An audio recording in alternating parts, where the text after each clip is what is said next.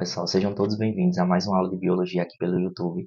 Na nossa aula de hoje, a gente vai falar sobre as relações entre os seres vivos, que também são conhecidas como relações ecológicas, tá? Então, a gente está estudando ecologia, né? E na ecologia a gente vê que há uma integração, né, muito grande entre todos os seres vivos, né, todas as espécies, os ecossistemas, né, os biomas, principalmente com o meio ambiente, tá? Mas no caso da nossa aula de hoje, a gente vai focar principalmente entre os seres vivos, né? Como acontecem, né, as relações entre os seres vivos. Então, essas relações, é, primeiro, os seres vivos eles não podem viver isolados, né? Os seres vivos sempre estão estabelecendo relações com outros seres vivos, sejam elas relações dentro da mesma espécie, né, ou entre espécies diferentes, ou sejam relações que podem provocar benefícios ou trazer prejuízos, né, para os seres vivos. Então, dessa forma, a gente tem as relações intraespecíficas, né, que são aquelas relações que acontecem dentro da mesma espécie. Tá? Então, intra significa dentro, dentro da mesma espécie. E a gente tem também as relações interespecíficas, ou seja, inter é fora, né, é entre espécies diferentes. Então, intraespecíficas dentro da mesma espécie, interespecíficas entre espécies diferentes. E aí a gente tem também as relações, elas podem trazer ou benefícios ou prejuízos ou até ser neutras, né, para algumas espécies. Tá? Então, quando a relação ela traz benefício, ela é chamada de relação harmônica. Normalmente a gente representa com maisinho, né? Com mais, no caso. Quando ela traz prejuízo, né, ela é desarmônica. Se uma relação ela trouxer prejuízo para pelo menos um ser vivo, para pelo menos uma espécie, ela vai ser desarmônica. E tem relações que elas nem trazem prejuízo nem benefício. Então, nesse caso, a gente representa por um zero, né? Então aqui a gente tem uma tabela, né, que classifica, que organiza todas as relações ecológicas. Então elas podem ser harmônicas ou desarmônicas, né? Harmônicas são aquelas relações que trazem benefícios para as espécies envolvidas, e desarmônicas são aquelas relações que trazem prejuízos, trazem algum tipo de coisa negativa para as espécies envolvidas. E aí elas podem ser tanto intraespecíficas, ou seja, estarem dentro da mesma espécie, ou também interespecíficas, quando elas envolvem, né, espécies diferentes. E a gente tem como exemplo, ó, de relação harmônica intraespecífica a sociedade e a colônia. Interespecífica, a gente tem o mutualismo, protocooperação e comensalismo. Intraespecífica desarmônica, a gente tem canibalismo e competição intraespecífica. E interespecífica desarmônica, a gente tem também competição, amensalismo, predatismo e parasitismo. Então, a gente vai falar um pouquinho, né, dessas relações, começando com as relações harmônicas. Né? Então, na aula de hoje a gente vai falar só das relações harmônicas e na próxima aula a gente fala sobre as desarmônicas. Então, começando com as relações harmônicas intraespecíficas, ou seja, dentro da mesma espécie.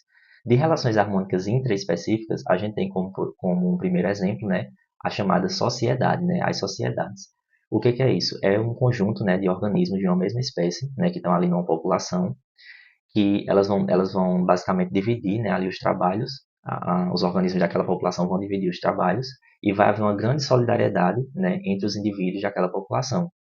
Então, a gente tem, por exemplo, é muito comum em algumas espécies de insetos, né, que são chamados de insetos sociais, como é o caso, por exemplo, das formigas, abelhas, cupins. Tem também algumas espécies de mamíferos, como é o caso, por exemplo, dos castores, gorilas e também na espécie humana. Tá? Então, resumindo, é uma reunião de indivíduos de uma mesma população, de uma mesma espécie, que dividem ali os trabalhos e têm muita cooperação entre si. Então, a gente tem, por exemplo, né, a sociedade das formigas, das abelhas e também os cupins, né? Então, o que caracteriza essa sociedade dos insetos é que eles vão ter uma divisão tão grande, uma divisão com relação à sua função tão grande, que até o próprio corpo, né, do animal ele se modifica para se adaptar à sua função. Então, isso aí a gente chama de polimorfismo morfológico. Né? O que é isso? Por exemplo, a abelha rainha ela tem um corpo diferente de, por exemplo, das operárias e do zangão. Por quê? Porque cada um tem a sua função, né, e o corpo se modifica de acordo com a função.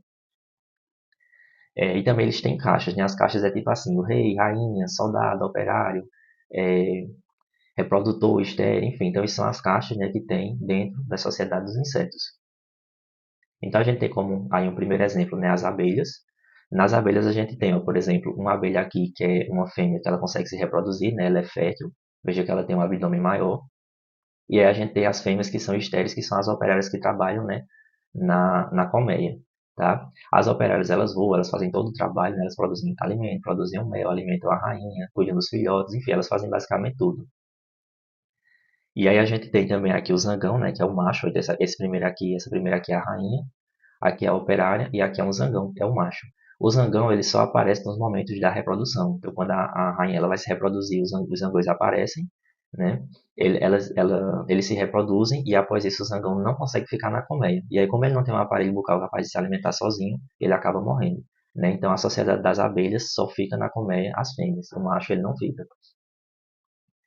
A gente tem também as formigas, né? As formigas também são uma sociedade, só que aqui existe um componente a mais, né? Que é o soldado. Então, eles têm a rainha, né? Que é a fêmea reprodutiva, o macho, a operária e também tem um soldado, né, que é um macho maior, que ele tem um tamanho maior, ele tem um corpo diferenciado e ele serve para defender aqui a colônia de formigas, né. E a gente tem também os cupins. Os cupins também é o mesmo, é muito parecido, né, com a das formigas.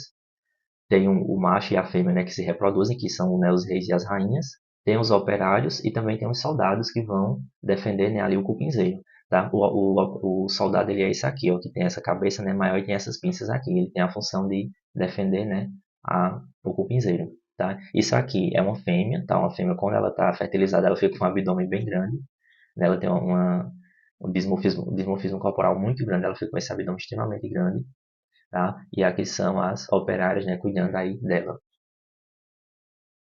Ó, então aqui a gente tem uma figura, né, mostrando aí os pupins, né, como é a divisão funcional anatômica deles. Então aqui a gente tem o operário e o soldado, né, eles são estéreis, eles não se reproduzem. O operário ele faz as funções, né, no cupinzeiro e o soldado ele protege, né, o cupinzeiro.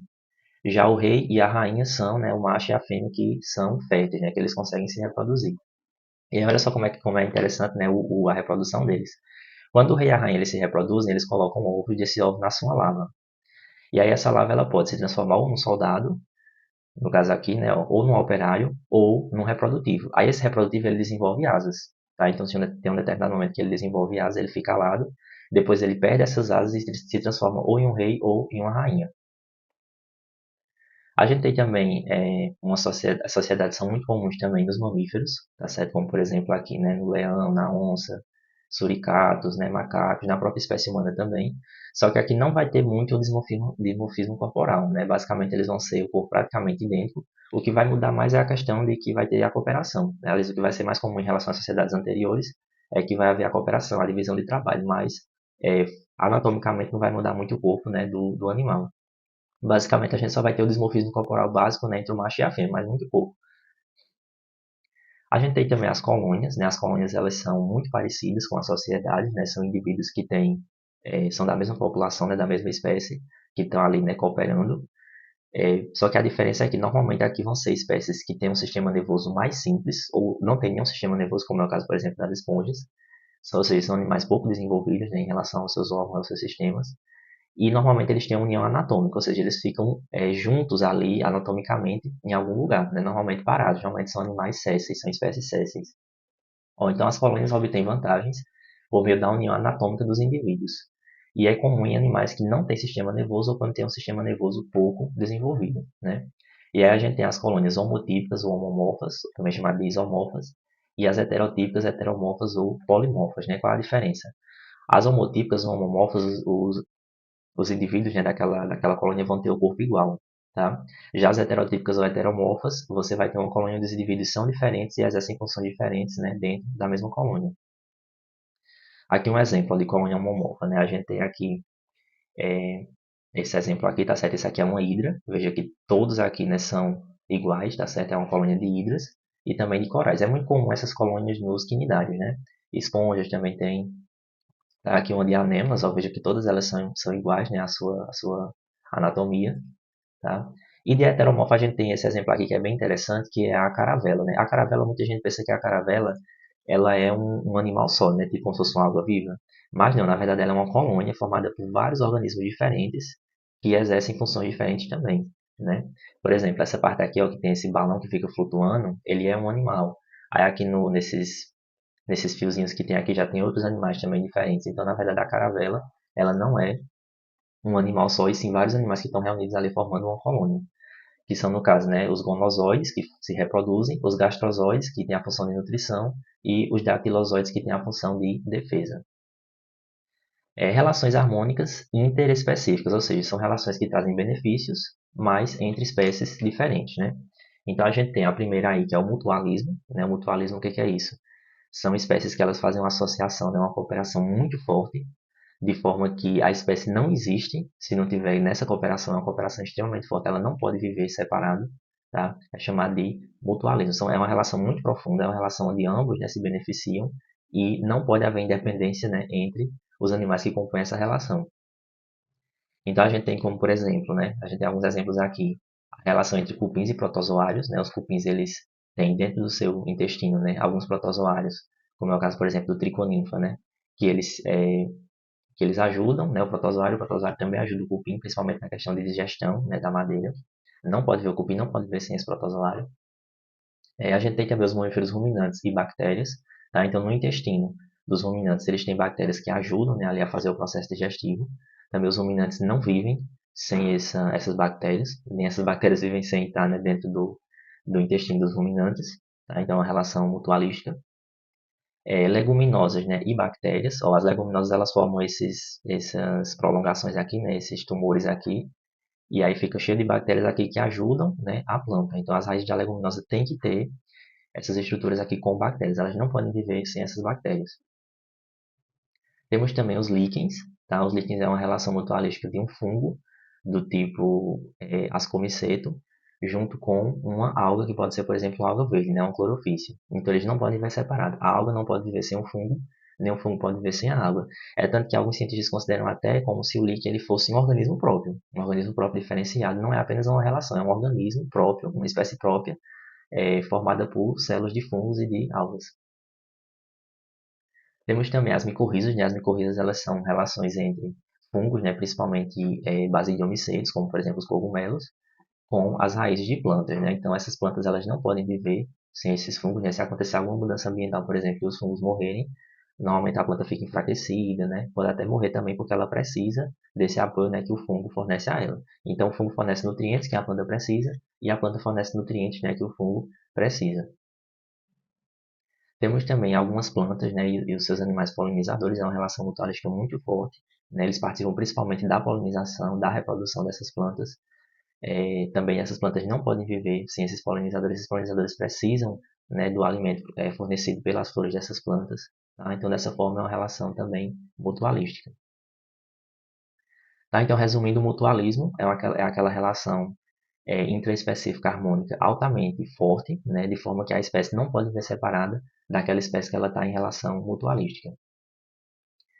A gente tem também a protocooperação, né? A protocooperação ela é muito parecida com o mutualismo, só que a diferença é que não há uma dependência tão grande como no mutualismo. Elas podem viver separadas, né?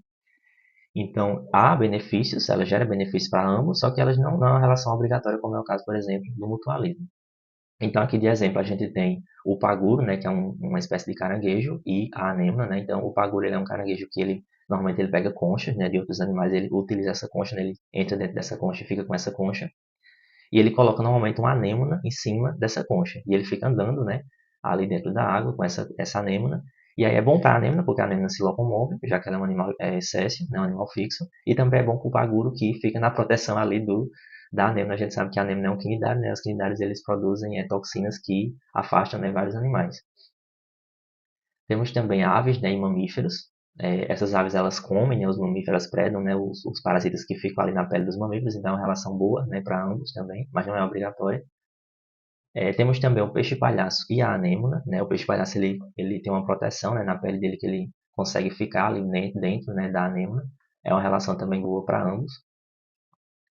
Temos também peixes limpadores, né, e outros peixes.